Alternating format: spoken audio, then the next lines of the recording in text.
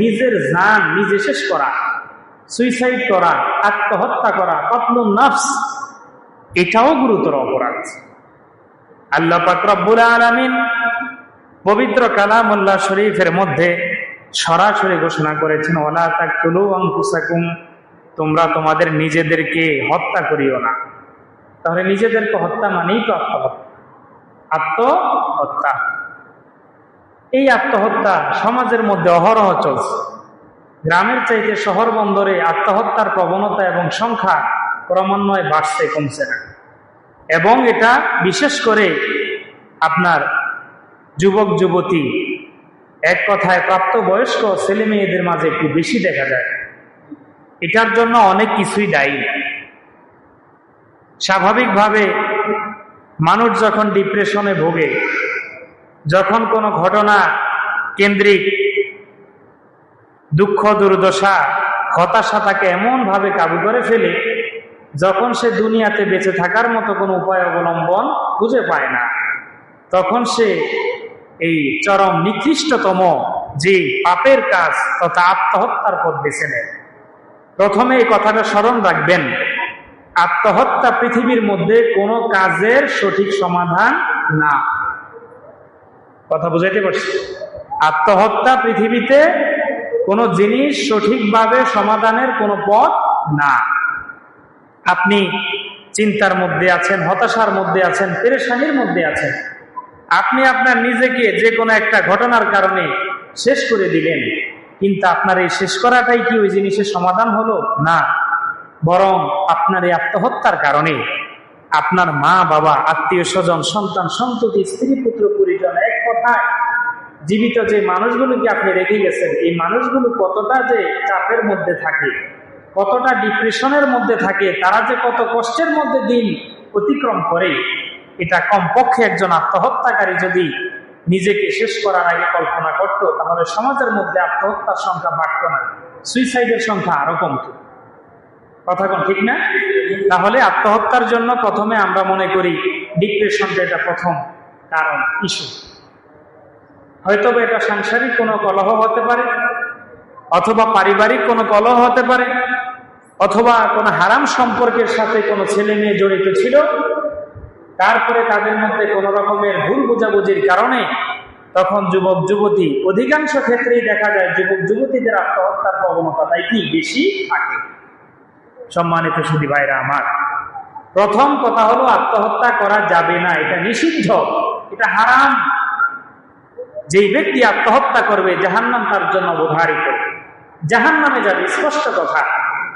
যেহেতু আল্লাহ পাক রব্বুল আলামিন সরাসরি নির্দেশ দিয়েছেন, লা তাকতুলু আনফুসাকুম, তোমরা তোমাদের নফসকে কি করো না, হত্যা করিও না, নিজেদেরকে শেষ করে দিও না।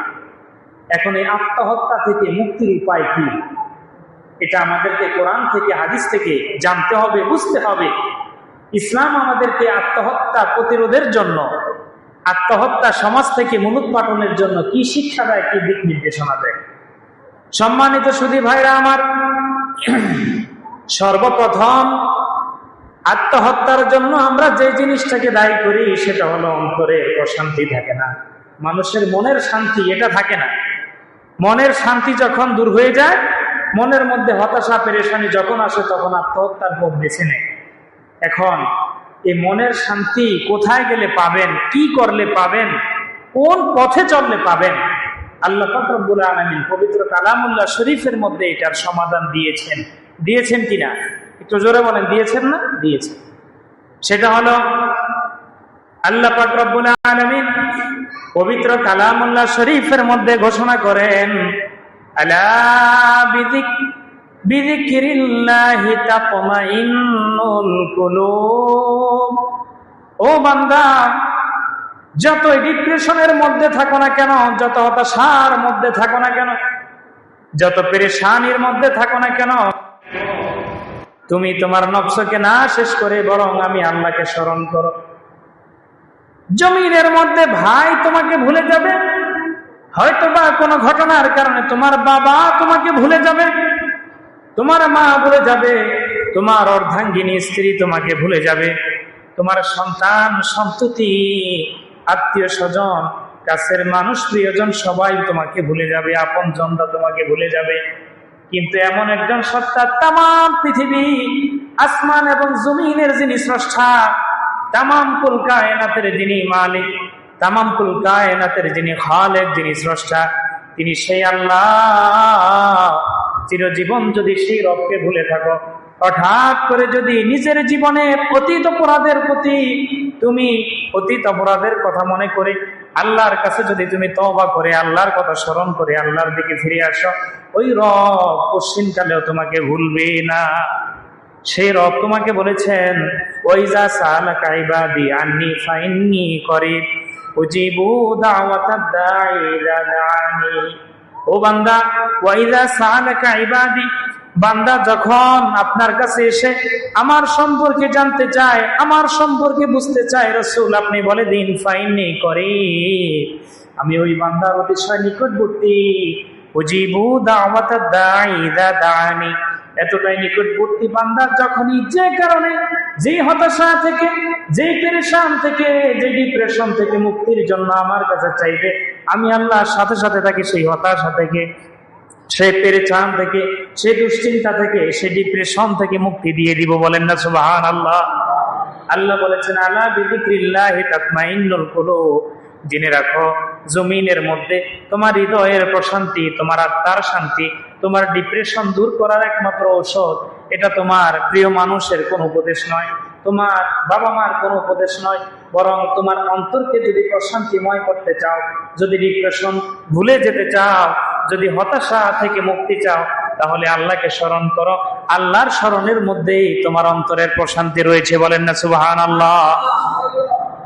তাহলে আত্মহত্যা যে ব্যক্তি করতে চায়, প্রথমে তাকে ডিপ্রেশন দূর করতে হবে। সেই ডিপ্রেশন দূর করার প্রধান মাধ্যম, প্রথম মাধ্যম হলো আল্লাহর স্মরণ। কার স্মরণ? একটু জোরে বলেন ভাই, কার স্মরণ? আপনি কার প্রদত্ত জীবনটা শেষ করবেন? আপনি পৃথিবীর মধ্যে কেমন শক্তিশালী মানুষ হলেন? আল্লাহ আপনাকে যে সুন্দর অবয়ব দিয়েছেন, এই সামান্য পরিমাণ অবয়ব আপনি নিজে সৃষ্টি করতে পারেন না। পারেন নাকি? পারেন না।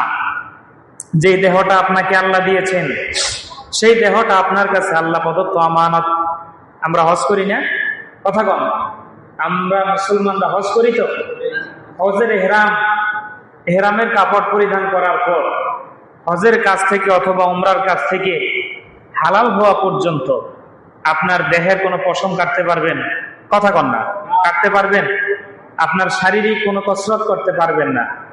তাহলে কেন পারবেন না? আপনি প্রশ্ন করেন যে হুজুর, শরীর আমার, পশম আমি কাটবো, অসুবিধা, দেহ আমার, সবকিছু আমার, তাহলে এর উপরে হস্তক্ষেপ আমি কেন করতে পারবো না?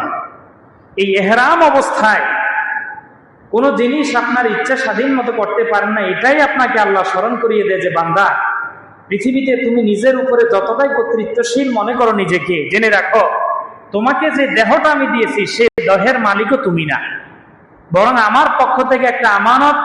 যেহেতু আমানত কোনো ব্যক্তির কাছে রাখলে সেই আমানতের সঠিক পরিচর্যা করতে হয়, তার উপরে কোনো হস্তক্ষেপ করতে পারে না। এই জন্য কোনো মুমিন মুসলমান যখন হজের এহরাম পরিধান করে, ওই এহরাম অবস্থায় এই দেহের উপরে কোনো রকমের হস্তক্ষেপ করার তার অধিকার নাই।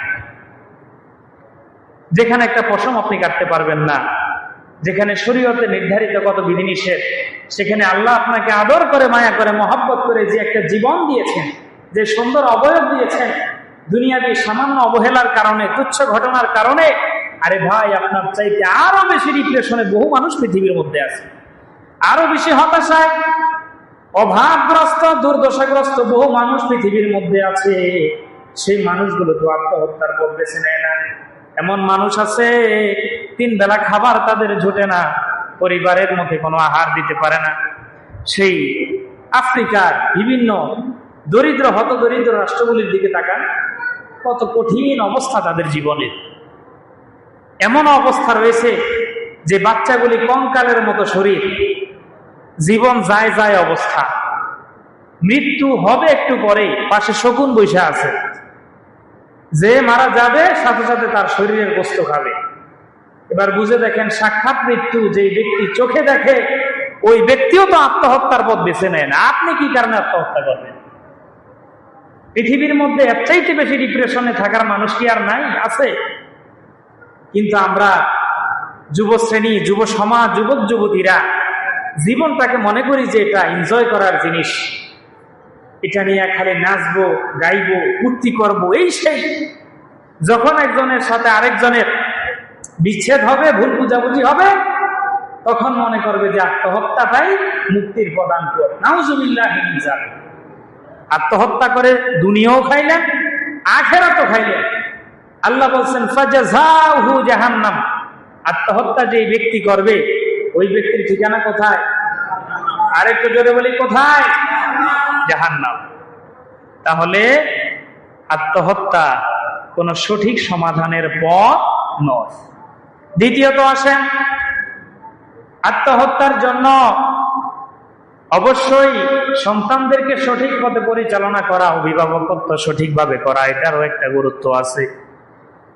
পৃথিবীর মধ্যে গার্ডিয়ান যারা, অভিভাবক যারা, সন্তানকে যদি সঠিক পথে পরিচালিত করে, সন্তানকে যদি দ্বীনের শিক্ষা দেয়, সন্তানকে যদি কোরআনের বিদ্যায় পারদর্শী করে, ওই সন্তান আত্মহত্যা করবে না, বরং ছোটকাল থেকে সে দ্বীনের প্রতি মহব্বতকারী হবে, আল্লাহ এবং তদীয় রাসূলের হুকুমের প্রতি শ্রদ্ধাশীল হবে, যত্নবান হবে।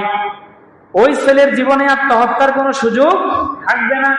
এর জন্য ছোটকাল থেকে সন্তানদেরকে দ্বীনের প্রতি উদ্বুদ্ধ করতে হবে, কোরআনের প্রতি উৎসাহিত করতে হবে, কোরআনের জ্ঞান তাদেরকে দিতে হবে, শালীনতা তাদেরকে শিক্ষা দিতে হবে, ভদ্রতা শিক্ষা দিতে হবে, নিজের শরীর, নিজের জীবনের মূল্য তাদেরকে শিক্ষা দিতে হবে। কথা কন হবে কিনা? হবে। এই জিনিসগুলো যদি আমরা সঠিকভাবে মেনটেন করতে পারি, সঠিক প্যারেন্টিং, পিতামাতার দায়িত্ব যদি আমরা আদায় করতে পারি, তাহলে আমরা আশাবাদী আমাদের সন্তান বিপথে যাবে না। কথা কন ঠিক না? কিন্তু দেখা যায় আমরা সাময়িক আপনার স্নেহ পরবশ হয়ে, দয়া পরবশ হয়ে, মমতার কারণে সন্তানের অনেক অপরাধ, যেগুলো হয়তো বা একদিন, 2 দিন, 3 দিন, 4 দিন, 5 দিন প্রশ্রয় দিতে দিতে সন্তান যখন জঘন্য অপরাধী হয়, সমাজের মধ্যে সবচাইতে বেশি মানুষের জন্য একটা আতঙ্কবাদীর মতো হয়, তখন ওই সন্তানকে ফিরানোর জন্য পীরের কাছে যায়, ফকিরের কাছে যায়, দরবেশের কাছে যায়, পানি পড়ার জন্য যায়, আল রিহাবে যায়, এখানে যায়, সেখানে যায়। সময় যখন চলে যায় তখন এটাকে প্রসেসিং করার জন্য জীবন পর্যন্ত শেষ করি। কিন্তু যখন স্বাভাবিক একটু দেখ স্বীকার করলে সন্তান সঠিক পথে আসবে, তখন এটার প্রতি সামান্য পরিমাণ গুরুত্ব দেই না। কথা কন ঠিক কিনা? সুতরাং সময়ের কাজ সময়ে যদি করেন, তাহলে দেখবেন সকল জায়গায় শান্তি বিরাজমান। সময়ের কাজ যদি সময়ে না করেন, তাহলে দেখবেন আস্তে আস্তে এটা আপনার উপরে বোঝা, এমন বোঝা হবে যেই বোঝা মাথায় বহন করার মতো কোনো শক্তিও আপনার থাকবে না, সামর্থ্য থাকবে না। সম্মানিত হাজিরিন ভাইরা আমার, আজকে সন্তান কোন পথে চলে, এই যুগে সন্তানদের প্রতি বিশেষ নজরদারি করা এটা সর্বশ্রেষ্ঠ ইবাদত। কথা বুঝাইতে পারছি? কথা কোন না? আপনি যে কামাই রুজি করেন, সকাল থেকে সন্ধ্যা পর্যন্ত মাথার ঘাম পায়ে ফেলান পরিবারের জীবিকার জন্য, এটা কি আপনার সওয়াবের কাজ না? এ ভাই, এটা সওয়াবের নিয়তে করেন না? এটা যেমন আপনার প্রতি দায়িত্ব, এটা আল্লাহ প্রদত্ত আমানতেরও কি সঠিক পরিচর্যা, এটা সওয়াবেরও কাজ। তো সুতরাং 5 ওয়াক্ত নামাজ যেমনি ভাবে আপনি পড়েন আল্লাহর হুকুম অনুযায়ী, আপনার সন্তানটাকে সুসন্তান হিসাবে গড়ে তোলার এটার আদেশও তো আল্লাহ রাসূলের, সেটাও তো ইবাদতের অন্তর্ভুক্ত, সেটাও ইবাদতের অন্তর্ভুক্ত। বর্তমান এই কোন ব্যক্তির সমাজের মধ্যে কারো সন্তানটা যদি সঠিক সন্তান থাকে, সুসন্তান হয়, যদি সেই সন্তানটা নেককার মানুষ হয়, সুনাগরিক হয়, আমার মতো এই বাবা মারে বর্তমান সময় নোবেল দেওয়া উচিত। কারণ এখন আমাদের সন্তান হাতছাড়া। কি ছাড়া? হাতছাড়া। কি যে একটা উন্মাদনা আমাদের এই ওয়ার্ল্ড কাপ এই সময়টাতে গেছে না ভাই? গেছে। অনেক গার্ডিয়ান সন্তানের কাছে জিম্মি ছিলেন, কথা বলতে পারেননি, কানের গোড়ায় কথার কথা বোঝাইতে পারেন নাই, মানাইবেন তো দূরের কথা।